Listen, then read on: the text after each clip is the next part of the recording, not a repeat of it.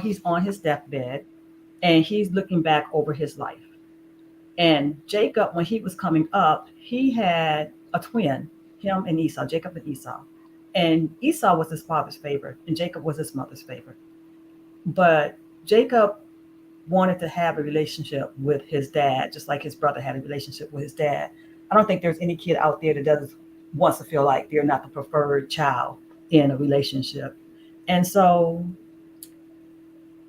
even though he felt like that when he was coming up, he perpetuated that with his own children. And so, once he got married, he ended up marrying two women because of his father-in-law tricking him. And when he got married, he preferred the person that he was in love with, which was Rachel. Now, but Leah was the one that was having all the kids by him. But Rachel had two children, and Jacob just preferred those children. So, what we're going to talk about today is his preference and how he perpetuated the same issue in his kids that happened to him. And so, the perpetuation was he was not the favorite, but when he picked favorites in his kids, he caused other issues and problems down that line with them. So, the question that we're going to address today is how have we projected our past pains in our family or on our friends or in the relationships that we have going on today?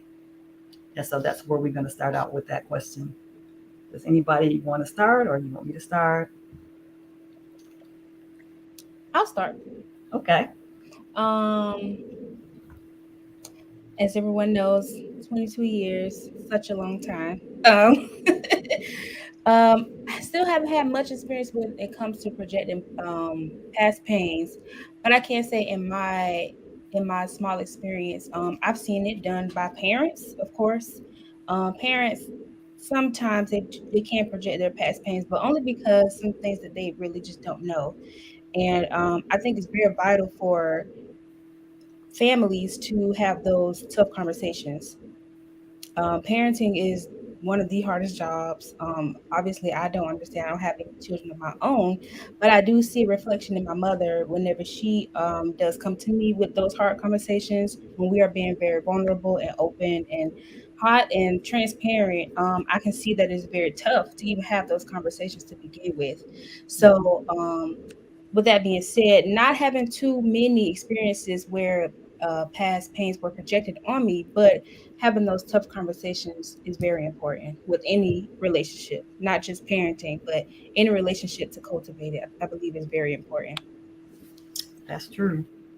It's tough conversations just kind of hit me. That was actually something that Mhm. I wanted to bring up when our son graduated college. He came home and he said, he was like just being real candid or honest about like some of the struggles that he had in college. And one of the primary things was wanting to provide for himself without having to reach out for help. Mhm. And he was like, Ma, it's really hard out here, and like I can't believe that you and Dad have done this, like taking care of us for so long, and we haven't been without. And I realized when he said that, he went on to say some other things, but he was basically alluding to the fact that we hadn't been very honest with him about financial struggles. And I always like to kind of retrace where that may come from. And Mhm. so it's like, why is that uncomfortable for me, or why do I feel like we were trying to shield him from that in a sense? And I think it comes from like watching my mom. She took care of us by herself after my father left, and I saw her do a lot. I saw her work multiple jobs. She was a business owner, and she also worked for the post office full time overnight. And she did so much to try to make sure that we were protected or shielded from financial struggle, as well as having to, take care of other things that were difficult for her, like taking care of the transportation, taking care of things around the house. Normally, or a lot of times, there's responsibilities that a man has at the house, but I saw her assume those roles or that role. And I think not really understanding how difficult our circumstances were for her made me feel like, okay, I need to get out there and do it and make it And we need to do everything that we can to try to protect our own kids from it. But really, what we should have been doing is saying, hey, these are the bills, and this is the amount of money that we have, and it's not enough. And so, we just should have been having some of those hard conversations. But I was protected from certain things, and I perpetuated that on my kids pretty much because they were kind of in the dark. Or when I hear them talk about certain things, I just know that I should have been more vocal with them about things that were going on, especially conflict. He was like, you all never argued in front of us, and he didn't learn healthy conflict resolution. He did, but it wasn't through watching us, and we were there most. And so, yeah, that what you said about what you said, Tamara, is what reminded me of that. Yeah, I think we all as parents shield our kids from a lot of stuff that maybe we shouldn't shield them from. I really wasn't open with like my income and the bills. I was a single parent up until my daughter was 8, and so I really wasn't open. And I'm still, even to this day, not that open with my income with her and what's going on. Even though I still provide for her and stuff like that, but it's hard. It's hard because one, their mindset when they're young. Because if you tell them too much, then they're going to share with a whole lot of people, which is not a good thing. We broke.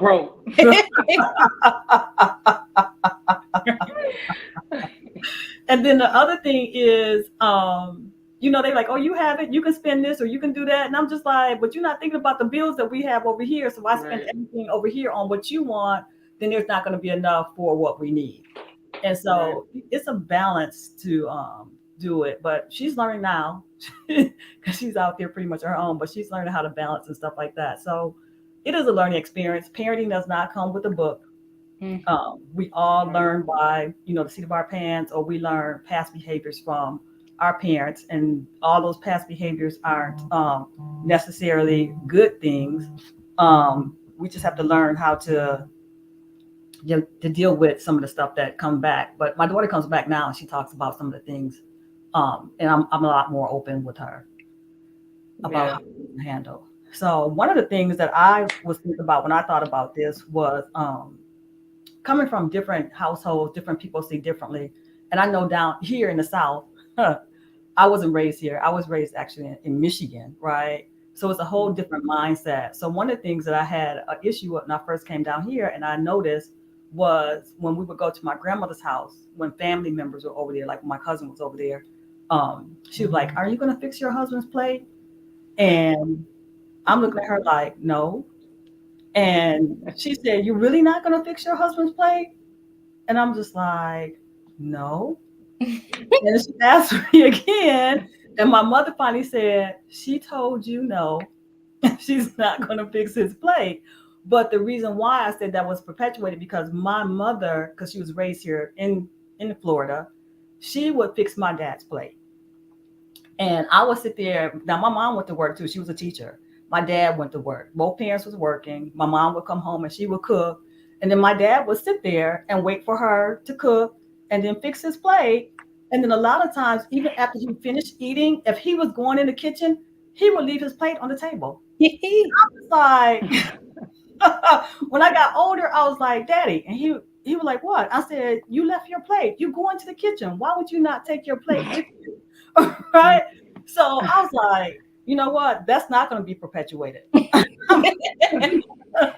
Okay. I'm not doing that. But I think it was a tradition here in the South for some of the, older women who were here, that they were taught to, wait on their man like that. But when my husband came in the kitchen and asked her what was going on, he did say, you know what? No, she don't need to fix my plate. I know what I want to eat. So he fixed his own plate. So, but, different things you pick up, from past behaviors from other people, and you pass that down to your family. But my daughter definitely won't get that one. What do you think she would say? I'm sorry. No, go ahead. I'm sorry. What do you think she would say in the situation? Ooh, If she were in the same situation? You know what? Hopefully, hopefully she would do. Hope it depends on the relationship that she has with her spouse. You know what I'm saying, and how they work things out because everybody's household is different. And Mm-hmm. so, really, I'm not really sure how she would respond, how she would act. And and there's nothing wrong with fixing his plate. I have done it very few times, but I have done it. Um, and it doesn't hurt or anything. It's just that I don't like things like that to be expected. And if you want Yeah. to do it out of the goodness of your heart, then I don't have a problem with that. But not just because this is something that you just think that you have to do as a woman. So Right. I actually enjoy serving my man because I to me I find it sexy, but it's because he's not requiring it. right, It's like right. if he was saying, "Where's my dinner?" My response would be a little different, especially if I know that he expects it in that spirit.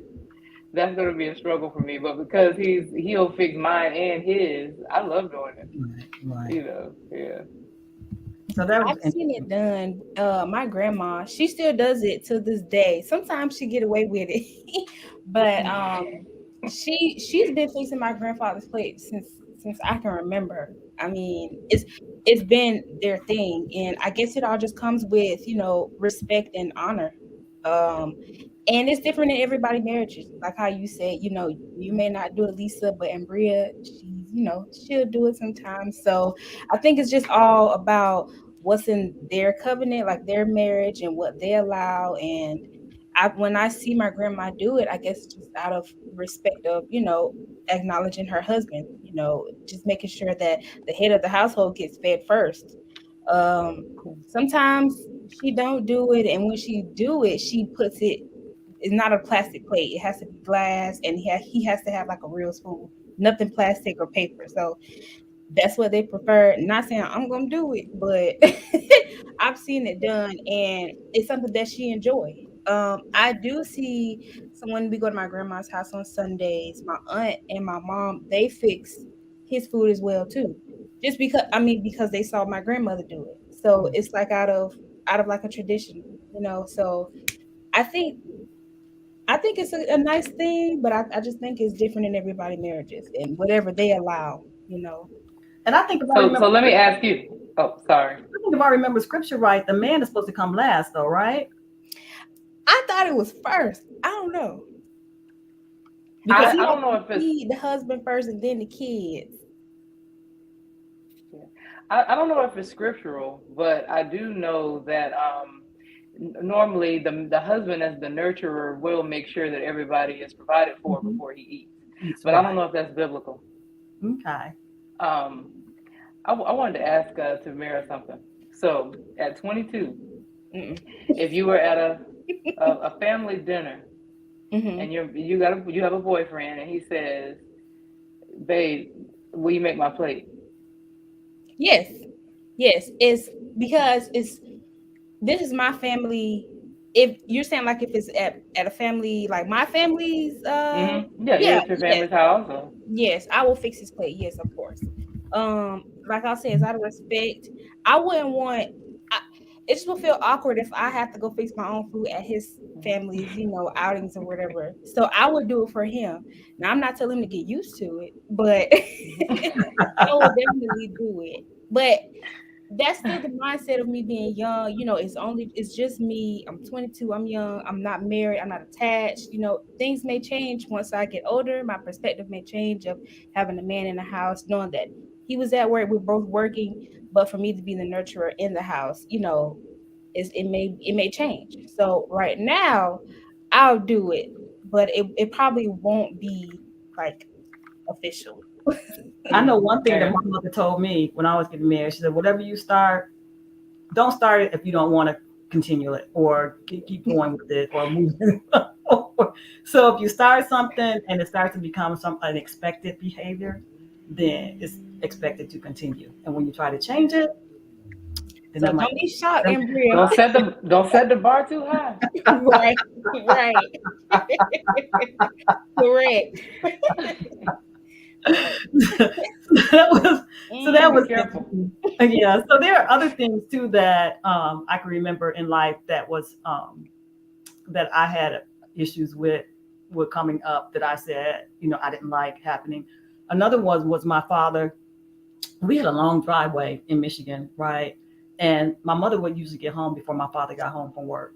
And she would always pull into the driveway. Well, my father, if he knew she had somewhere else to go and he didn't want her to go, he would pull his truck up right behind her so that she couldn't get out the driveway, which was a controlling issue and controlling thing. And it was just like, why are you like this? Why are you doing this? But that was him, and that's how he responded to things. And so I can actually remember one time I asked him for his keys so that I could back his truck out, so I could let my mother out, right?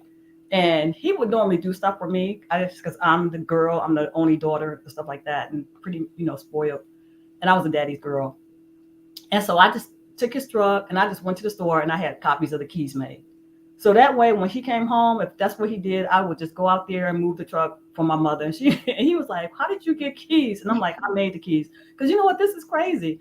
But as a child, that was probably out of order, one. Um, but it's something I did. But now in my life now, if somebody blocks me in like that, it causes something to come up in me because it feels like a control thing.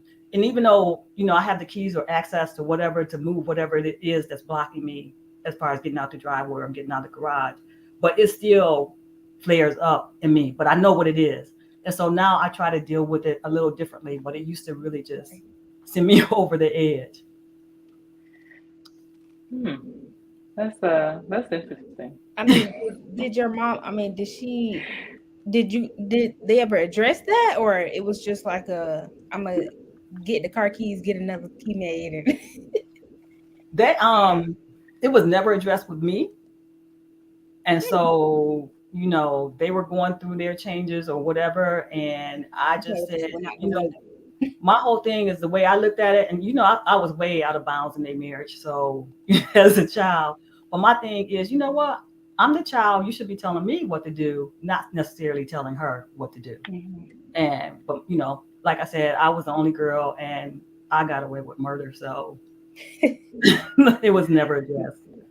Did you ever get a chance to ask him about that? No, I never got a chance to ask him about that, but there were a lot of other things that I did ask him about. When I moved from Maryland to California, we drove across country together. Just it was just me and my dad, and I think we probably cried half the way across the country because we talked about our relationship and how I felt that he didn't it wasn't that he didn't love me. He did love me, and I knew he loved me. But I feel like he preferred my brothers over me. And I have an older brother and I have a younger brother. And I, even to this day, even I still feel like my mother prefers them too, because they cater to them. But when I talked to my dad about it and told him how I felt, his response was, "It's because you never needed me." And I'm like, "I do need you. What do you mean?" But his need language was financial. Mhm. Hmm. But when you asked them for money and it was a financial thing, there was always strings attached. Like, well, I gave you this money, so you need to do this, this, and this. Well, I was a pretty stubborn child. So I'm just like, you know what? I would rather do without than to have the strings. And Right. so I would always work. I always had money. I would always save. I would always do whatever I needed to do. And so now, even in my marriage, now I try to be independent like that, which is probably not a good thing because, it perpetuates the same thing. And I'm sure in this lifetime, I have passed that on to my child to be very independent like that. So, Hmm. yeah, I was just gonna ask that, like, since we were talking about projecting pain, just projecting anything that we've experienced. I was gonna ask if you believe that you project that on your daughter financially, those issues and stuff. yeah. I'm sure she'll be very independent. I'm sure she's going to probably struggle in a Mm. relationship. But prayerfully, she has God in her life. She knows Jesus and she has a relationship with Christ. And hopefully, you know what, she could let some of those things go and not hold on to that. How did your relationship with your father impact the way you saw men? Mm. Like when you left home, did you want to have a husband? And when you consider what you saw, how did that impact your choices? Okay, so initially I never wanted to get married. Never. Hmm. I was just like, oh my God. But you have to realize in the environment that I was raised up, my father was an alcoholic, right? Okay. And even though he was an alcoholic, he was a functioning alcoholic. So, I mean, he worked 7 days a week. He Mm-hmm. made sure we had a roof over our head. He made sure we had food. He made sure we had clothes. He made sure we had everything that we needed. But he Mm. still was an alcoholic. And then that, he had that controlling factor, and then, he was thinking, my mom was doing something, and, but he was out doing stuff. And so it just made me feel like, I don't, and I have trust issues. I had trust issues with men. And, things were said or things were done, promises were made, promises were broken. And so, or it's like, you'll say this when you're, drunk, but then you don't remember saying it. And so then it's just, it was just a lot of conflict and things like that. But it didn't stop me from being what I needed to be in order to be successful in life. It was just a stepping stone. And so you just move on, even though you carry this stuff with you into your future or into your present. It didn't stop me from doing what I needed to do. Right. Hmm. It's really good. Yeah. One of the what you said about independence, I think that that was something that I projected within my family dynamic. I think that watching my mom do so much to make sure that we were all right, um, it put a different type of hustle in me as far as making sure that ends were that ends were met. Like even after I got married really young. I got married at 24, and I just always remember thinking like, okay, even though help was there, still feeling like everything, like I had to carry the weight of everything. And at some point growing up, I felt like I didn't deserve help or Mhm. that I shouldn't expect it. And so you just do whatever you got to do, no matter what it is. And if somebody offers you something, somewhere down the line, I also picked up finding it difficult to receive help and things. Like if somebody gives me something, I feel like I need to give something back. Right. Um, and so it was hard to receive the type of help. Like my husband could bring so much to the table, and it was hard to receive, to even fathom the idea of having that kind of support because I hadn't seen it before. Right. Mm-hmm. And so what I think it did for our son is it makes him think that even if a work situation is unhealthy, I'm going to stay in it if I feel like it's providing everything that I need financially. It's like the way we would hustle removed the need for faith, if that makes sense. Mhm. Yes. As we matured and grew, the faith piece came in there, and it's like, okay, I can trust in God for what I need, and you learn. It's a learned discipline to do it, and it wasn't something that we necessarily shared with them. Our daughter got it because she was younger, but with our son, he just saw that we were doing what we had to do to make ends meet, and to him it means what by any means necessary. Right. And so I think we we miss that, teaching him like, hey, this is the money, this is where we are, and we're gonna trust God for the rest. And that is that's an area that where we perpetuated something that may not have been healthy. Can you imagine? Because you got married when you were 24, right? Yeah. And you struggled with that. You were young. I didn't get married Hmm. till I was 45. And Yeah. so you imagine how set in my ways that I was, even Mm-hmm. with, I wrote in my blog the other day about even letting go of control because I was a single parent. And so I had to make all those decisions. And then when you have somebody else come in, it's hard to release that control, especially over, Yeah. your child. Because you don't really know in the back of your mind, you're thinking, is this going to go right? What's going on? Because you see so much stuff in the news and you hear so much stuff about, like step parents and stuff like that. And she has a wonderful stepfather. I could never take that away from him. But initially, it was just that protection, that mother hen kind of thing. Yeah. And but and I don't know why I had that, because my mother had a stepfather and he was wonderful to her. And and he treated her just like she was his. And so I don't Mm. know where that came from in me, other than society and knowing stuff, Mhm. being more open Yeah. about things happening to people who have stepchildren and different things like that. So Yeah. another thing.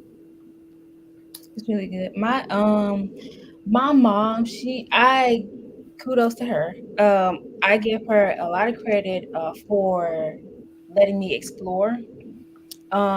She was very supportive of me when I started early college, freshman year in high school. So I did 2 years at high school, and then the last 2 years of high school, I was at college. So she was very supportive. I had to do a lot of like test taking to be admitted into the program. I had to pay a couple of fees. I didn't have the money, so she was able to provide. So she was really good with allowing me to be who I wanted to be and become what I wanted to do. And I will say, when it came to parenting, and I'm seeing this now at 22, I'm starting to just look things over, like all the things that we've been through, the things that I remember when we were young, and all the sacrifices that my mom had to do in order for us to get where we are now. Um, a lot of failures, a lot of trying again, a lot of we're not gonna go back there, and a lot of let's keep going this way. Um, I see a lot of that, like the hustle spirit, like you said. I see a lot of that when I'm at work. I've been a nurse for 8 months, and I've encountered some crazy people. But that spirit, like that hustle spirit, to keep going, because even though my mother did her best, there were some places where my parents lacked. But it's not um, that they couldn't do it, just that they really just didn't know how to. Especially me being in a different environment, a different zone, a different child than what they thought that they would have. Because every child will be different, and I went a totally different way. I'm a school geek or nerd, I guess you can say. I love school. So that's basically like my hustle. That's like my way out. And I always think like, okay, this is my way out. This is how I'm gonna get going. This is just my thing. And I've been like that since I was young. So that's my hustle. Like that's what I do. That's what I know I can get it right. Um, my mom, she's seen me cry. She's seen me throw fits when tests weren't right, like how I thought they would be, when I didn't get accepted into this or to that. So she knows it means a lot to me. But where my parents lacked, God came and filled in, with whatever that He wanted me to do. So with nursing, I know you were saying like your son, he has like this hustle spirit and some things that he didn't see. And it was like that for me. I don't believe that I became a nurse just for the money. I literally see my life changing being a nurse. Like my patients, I I prayed for patients before I became a nurse. I prayed for great communication skills, and within the 8 months, all of those things have been coming to pass. So Mm. even though my parents, they may not were the best communicators, or they may weren't always patient because they had children and bills and all these financial things to do, God was like, okay, I'll set you up, which is so crazy. For the past 2 years, I've been going through these things with nursing, with school, and just everything. And He set me up into a place where all the things that I prayed for that my parents just weren't able to give, He gave it to me through people, relationships, circumstances, a video, a billboard, whatever. And I take that advice and I grab onto it. I think it's all just a matter of time of us young people just getting that, having faith in those things and knowing that Mm. God will answer you in so many different ways. But I thank you guys for being parents. I feel like the easiest job is literally one of the most like tedious jobs ever. But I thank you guys for doing all that you've done and all that you are still doing. Thank y'all. So Ambry, I have a question for You're you. welcome. Mm. Yeah, thank you. I have a question for you. So I only have one child. So I can't pick a favorite, but have you ever noticed that you chose one child over the other, or? I think it can appear that way because Doc and I grew up together. Mm, Um, I had him very young. I was 16. And so we were, people still ask us to this day if he's, are y'all brother and sister? And so we had a lot of growing up to do. And because we were growing together, there was, there were times when we just would bump heads a lot and just didn't get along when he was mm, younger. But when we got older, we became inseparable because we were it was like we were binding together through knowing each other completely. It's like you've seen the worst of the worst. And so I think now, like my daughter would say, he's the preferred. And he would say it's her because he watched us raise her with our new mind. mm, It's mm. like he watched us raise her and we were healthier. And he got the growing pains. I'm trying to figure it out. And and so while so no, I don't think, to answer the question, I don't feel like I've preferred one, but I feel like I've had to love them differently. Mhm. Jock was always very, our son was always very independent. And I feel like he came out of the womb trying to work and take care of others, and take care of us and himself. And he's always been very independent. Our daughter, she's independent too, but she's more, she leans more on us than he would have, or than he did. And so her personality is very different. She carries the weight of everyone. If she's never met a stranger, and when she meets you, if you're carrying something that is a heavy load, she's going to carry it too, Mhm. and she's going to feel the pain that they feel. And so she's needed us more on the affectionate side, and more on the loving, and she's needed more of our time. And he was different, so we've had to love on her more and spend more time. So it would appear as if she got more of the love Right. and the preference, but it was really just having to love them different because they're different.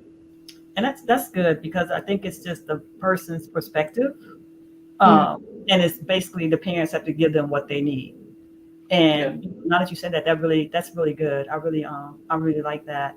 Something else that you said that sparked something about, um, I should have wrote a note because but We got that over 40s brain. yes. Gotta write it down. I should have wrote a note. You said something that was really interesting though, and it was about just seeing people, parents don't know everything, and I think sometimes kids look at them and put them in a position of where they think that they do, but they don't. And I don't think that a lot of times we are very transparent to say, hey, look, you know what? I don't know. I don't know. Right. Just be honest and be open with your kids, and just, hey, I don't know. And we'll try to find an answer, but maybe we can't get an answer. I know one of the things was broken promises with me and my father. And he would say things that he was going to do, then it wouldn't happen and stuff like that. And I know when I was raising my daughter, I would say, we'll see. And after a while, some things will happen sometimes, some things will happen, they wouldn't happen sometimes.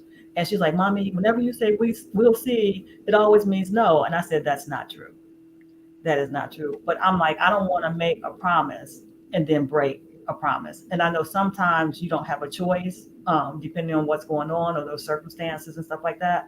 But even in that, we need to be able to communicate clearly as to why this is not happening and what's going on. Right. So yeah, I parents, always say that proper communication kills curiosity. yes, Yes. It will straighten up a lot, just being transparent and honest, yes. about things that are going on. Sometimes you got to use wisdom with what's shared. Mhm. Like you said earlier, if you tell them exactly how broke you are, they might spread it in the streets. We need help. But I think some things are will help with the growth and development of a child. So some areas definitely need transparency. And that is good. That is, Hmm. um, so we were talking about, let me see, I'm trying to think, about, I asked you about the favorite kids and stuff like that. Um, I think a lot of times there's some pain that maybe we project on not just family and our kids, but maybe some of our friends and stuff like that, and the expectations that we have of other people, and just being thinking that they're going to be loyal and faithful. I know I have a good friend from high school and stuff like that, and she came back to me like 30 years later, 35 years later, and told me that I said something to her that hurt her when we were in high school. And I was like, Mm, did I? I'm like, no. I said, okay, let me change that. I said, you know what? I probably did. So let me just go ahead and apologize now. And I said, because this means a lot to you if you held on to Right. it for 30 plus years. Um, Wow. and I'm like, I'm really sorry. I said, yeah, I was pretty blunt back then. Sometimes I can still be a little blunt. Um, but it wasn't intended to hurt you like that. But she had a whole lot of other stuff going on, but it did hurt her. And so I was able to go back and correct it and fix it. A lot of things that when I was even driving with my dad across country, he shared a lot of stuff about his life that happened. He came up in a family of 10, so it was a lot of kids, right? And he shared with me at one time that he had thought about committing suicide.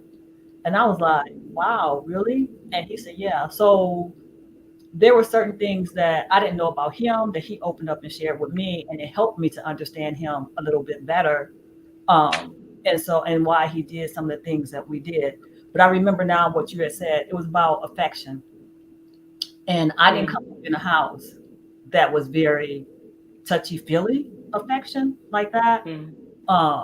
And so when somebody crowds me like that, even now to this day, it just I can take it for a few minutes or a hug, a kiss, and then I'm just like I need space. Don't I think our church has helped me with a lot with giving people hugs and stuff like that. But if you had to come home with me, I would be like No. first thing.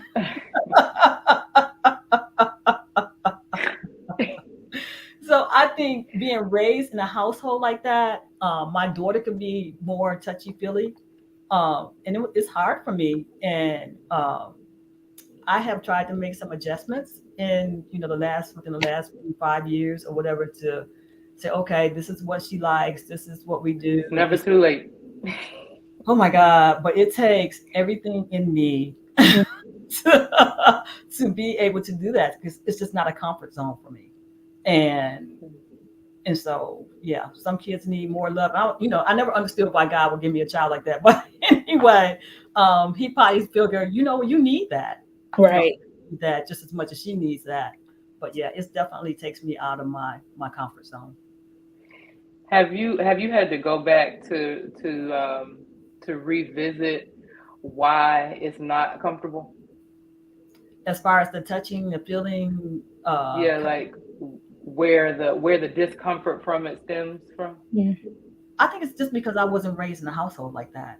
I don't, Mm, I mean, I think when I had this one incident that I do remember when I was young. Because I was a daddy's girl, right? So I always wanted to be around my daddy, be on him, be on his lap, be wherever, right? And I think mm, at one time my father said, you know what, it's not appropriate for you to sit on my lap. So you have to sit here on the side. yeah, Because I guess I was just getting too old to be sitting on him like that. And so he put the boundary in place, which was good, but it probably should have been more of a conversation. And then you just need to sit here, you know, because I understand it yeah. now, but I didn't understand it then. All right. So I think that just kind of like, okay, you know what? So I think that might have something to do with me not being really comfortable like that anymore. Mm-hmm. Yeah, Because I think at one time I was pretty comfortable. yeah, that makes sense. Yeah. Somebody said, you need 7 hugs a day to thrive. Scientific fact. Yeah. And one good belly laugh. I don't want 7 hugs a day. At One least good not with the belly same person that's all over me. laugh. But I like affection. I like it. It's so weird. I like affection, but I don't like to show it. Does Mm. that make sense? Like I like when, and sometimes we were having a conversation before we went live about how I was like, my mom is starting to like be a mom or be her own person. I'm still a baby and stuff. And I like when she does show me affection, but sometimes I feel like since I'm this age, I have to put on like a front, like to be, more of an adult. But I actually like it. Like I like when I get hugs from people, and I like it. Is I think it's a part of me, like some people they don't like affection, like they're just like, be not only because they just don't like it, but some, past traumatic childhood trauma possibly. But I like it. I'm not as vulnerable as I should be, but I like it when people are to me. Does that sound controlling? Sounds kind of like you're a manipulator a little bit, like I don't know. I like it, but I just don't like to show it. It just because I struggle with being vulnerable itself. So I just feel like it's like a little weak spot where like I like hugs and stuff, like family and stuff like that. But words is like my get out. Like I can fill you up with like some really good advice. But like the hugs and everything, if you want to like hold my hand, look at me and cry in my face, be like, But don't you find that interesting because you're a nurse, and so yes, so I do it for my patients. And right. it comes so naturally though. It's just when it comes to me, Okay. like don't try to put me in the hot seat. Like I could put you in the hot seat all day long or whatever, and you may be like, wow, you're such a good person. Like you can, because that's what my patients say, like, wow, you're such a good nurse. Thank you for being here. I feel so much better and everything because and my knowledge is not always about medicine. It's about talking conversations, and it actually helps with the patient's health status. So I do the best that I can, communicate with them, and at the end they're like, oh my god, you're such a great nurse, I hope I have you again and everything. And I'm like, oh, thank you. And then when they start asking me questions, I'm like, oh, somebody calling me. Like, I gotta go. I got 5 other people I gotta take care of. And it's just I try to like find my way out of it. It's something I'm still working on, but I definitely know that God, that's like a little area where God is like, hey, we gotta tap on up in here. I'll I get there think that's eventually. I think that's wise though. I mean, you can't open up like that to everybody. Yeah, So no, no, yeah, no. yeah. Mm-mm. Been there, done that. Yeah. I'm working on it though. I think something I wanted to share kind of goes with what you're saying, and also something that Lisa said, and it's how when you were talking about your friend who said that you said something that hurt her when you were in high school. Mhm. I think when you've made the decision, I learned a long time ago that your true friend circles are not very big, and when you've made the decision to be a friend for real, like where you're committed to the growth and development of that person, it's very important to make sure you know their background. Mm. Mm, That way, when something does come up, you'll know. Um, I know if I say because of where she comes from, or because of how she communicates, or the struggles that she's had, or the things that she's had to work through, if I say this way, or if I even say this may be a trigger of some sort.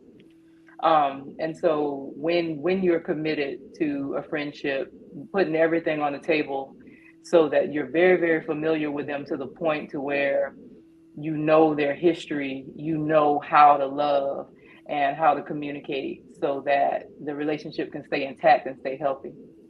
And I think that's very true. And I think that comes with maturity because back then, I was 18 Yeah. years old.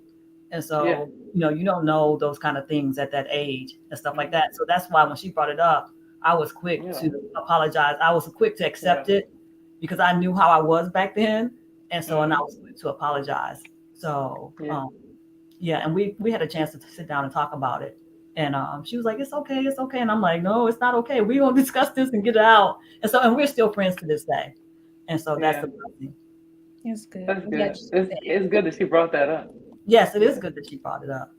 And I've known her since seventh grade. And Mm. so, yeah. So we're both, she'll be 60 soon. So we're both 60. Um, Yeah, and that was in what, seventh? Yeah, seventh grade. I think what, you're 13, 14 years old, and so Right. yeah. Yeah. It's like, you Well, still remember that? Right.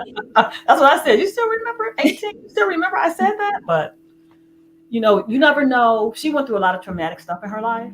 And Yeah. so sometimes when you go through that kind of stuff like that, you hold on to little bits and pieces. Yeah. And she considered me her best friend.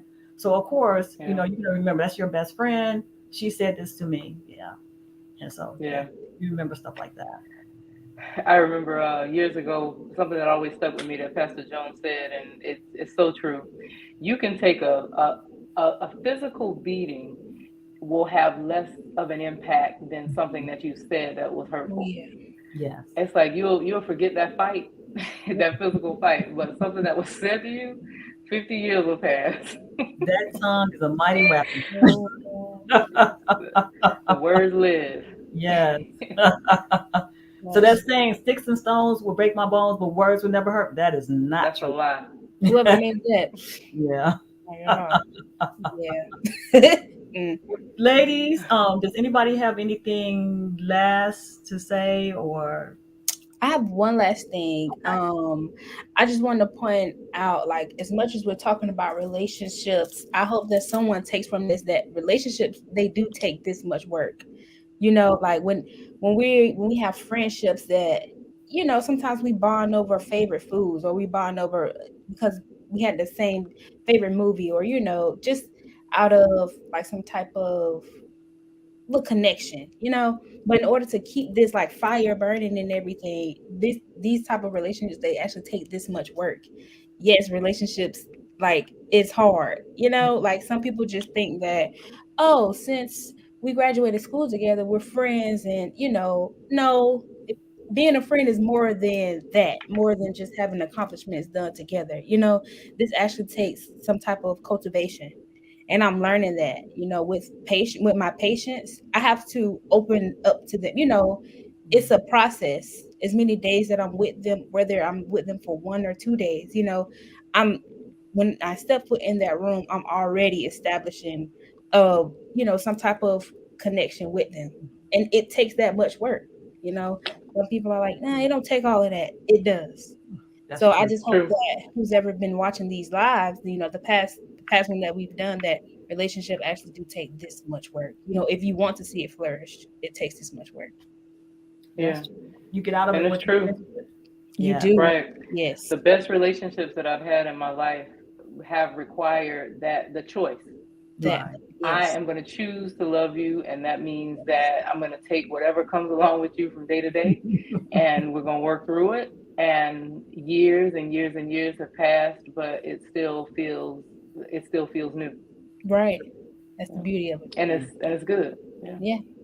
Really So good. some people have been making comments, and we appreciate the comments. Somebody said some people emotions can take over, which is true.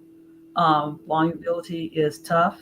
Hmm. Patience first, cultivation. Um, I read this one about the 7 hugs a day. I'm going to try to do that one. That's going to be interesting. But anyway, I am Lisa Keaton, and I am the author of Blinded by Sight, The Heart Matters. And this discussion was based off of one of the devotionals in the book, the Father's reflection about um, passing on pain, and broken people break people. And so we appreciate you guys coming in and sharing with us, and happy to see everybody here. And I thank my guests, Ambria and Tamira. I really appreciate you guys and love you guys. Welcome. And we'll do it again, hopefully Of next course. month. All right.